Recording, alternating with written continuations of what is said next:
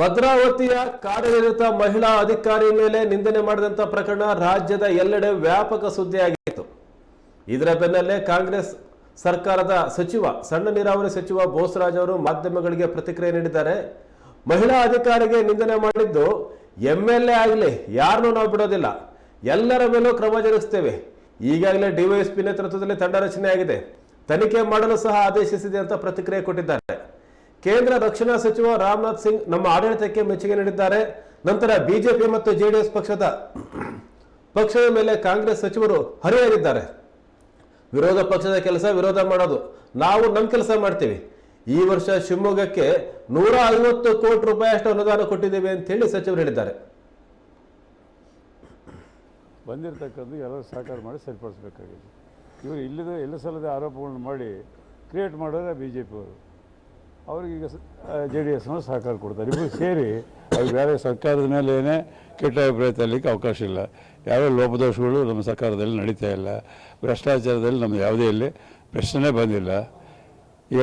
ಇದನ್ನೇ ಉದಾಹರಣೆ ಅಲ್ಲ, 52,000 ಕೋಟಿ ನಾವು ನೇರವಾಗಿ ಅವ್ರ ಅಕೌಂಟ್ಗೆ ಹಾಕ್ತಾಯಿದ್ದೀವಿ.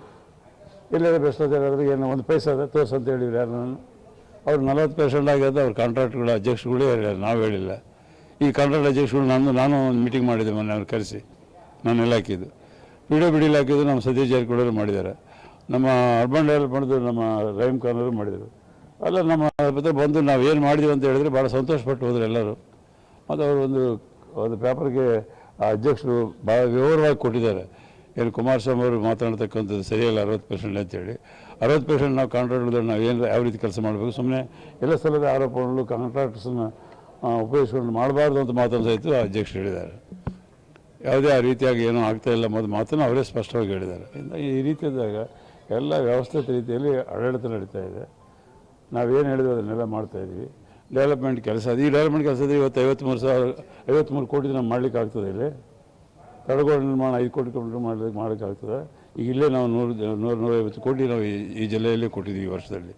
ಮತ್ತು ಈಗ ಬಜೆಟ್ನಲ್ಲಿ ಮತ್ತೆ ಸೇರಿಸ್ತಾ ಇದ್ದೀವಿ. ಈಗ 4,000 ಕೋಟಿ ಮೊನ್ನೆ 1.5 ತಿಂಗಳಾಗಿಲ್ಲ FNDCನಲ್ಲಿ PWD ರಿಲೀಸ್ ಮಾಡಿದ್ದಾರೆ CM.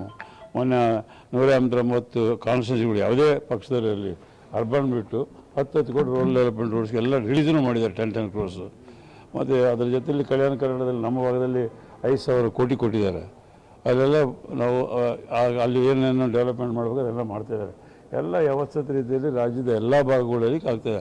ಹಾಗಾಗಿ ಇವರು ಎಷ್ಟೇ ಒಬ್ಬ ಹೊಡಿದ್ರು ಇಬ್ಬರು ಸೇರಿ 3 ಕಡೆ ಸೋತಿರ್ತಕ್ಕಂಥ ಕಾರಣ ಕಲ್ಯಾಣ ಕರ್ನಾಟಕ, ಸಿಗ್ಗಾಮು, ಸೆಂಟ್ರಲ್ ಕರ್ನಾಟಕ ಮತ್ತು ಓಲ್ಡ್ ಮೈಸೂರು 3 ಕಡೆ ಇಡೀ ರಾಜ್ಯದ ಒಂದು ಅಭಿಪ್ರಾಯ ಹೇಳಿದಂಗೆ ಆಯ್ತಲ್ಲ. ಮತದಾನ ಮುಖಾಂತರ ಇಬ್ಬರು ಮುಖ್ಯಮಂತ್ರಿಗಳ ಮಕ್ಕಳೇ ಸೋತೋದ್ರು.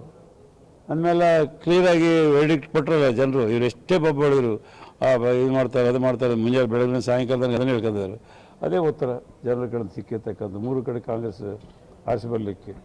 ಇಷ್ಟೆಲ್ಲ ಆದಮೇಲೆ ಅವರು ಅದನ್ನು ಅರ್ಥ ಮಾಡ್ಕೊಂಡು ಯಾವುದು ರಾಜ್ಯದ ಅಭಿವೃದ್ಧಿಗೆ ಏನು ಕೆಲಸಗಳು ಮಾಡಬೇಕು, ಏನು ತಪ್ಪುಗಳು ಆಗ್ತಿರ್ತದೆ ಆಡಳಿತದಲ್ಲಿ, ಆ ತಪ್ಪುಗಳನ್ನು ಸರಿಪಡಿಸ್ತಕ್ಕಂಥ ಒಂದು ಪ್ರಯತ್ನ ಮಾಡಬೇಕು. ಬಿಟ್ಟರೆ ಎಲ್ಲ ಸಲದ ಆರೋಪಗಳು ಮಾಡಿದ್ರೆ ಜನರು ಒಪ್ಪೋದಿಲ್ಲ.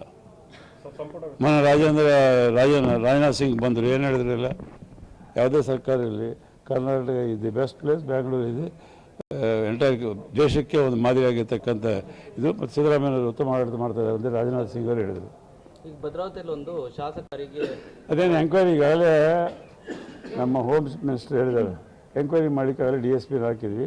ಎಂಕ್ವೈರಿ ಬಂದ್ಕೊಳ್ಳಿ ಅವರು ಮಂತ್ರಿ ಮಗ ಆಗಲಿ MLA ಮಗ ಆಗಲಿ MLA ಆಗಲಿ ಆ್ಯಕ್ಷನ್ ತಗೊಳ್ಳೇದು ಅಂತಾರೆ. ಅದ್ರಾಗ ಏನು ಎರಡನೇ ಪ್ರಶ್ನೆ ಇಲ್ಲ. ತಪ್ಪು ಮಾಡಿದ್ರೆ ಅಂದರೆ ಮುಖ್ಯಮಂತ್ರಿಗಳು ಈಗಾಗಲೇ ಸ್ಪಷ್ಟೀಕರಣ ಮಾಡಿದ್ದಾರೆ. ಏನೇ ಮಾಡಬೇಕಾದ್ರೆ ಯಾವುದೇ ರಾಜ್ಯದ ಯಾವುದೇ ಪಕ್ಷದಲ್ಲಿ ಮುಖ್ಯಮಂತ್ರಿಗಳು ಅದಕ್ಕೆ ಜವಾಬ್ದಾರಿ. ಅವರು ಹೈಕಮಾಂಡ್ ಜೊತೆಯಲ್ಲಿ ಮಾತಾಡಿ ಮಾಡ್ತಾರೆ. ಅವರು ಹೇಳಿರ್ತಕ್ಕಂಥ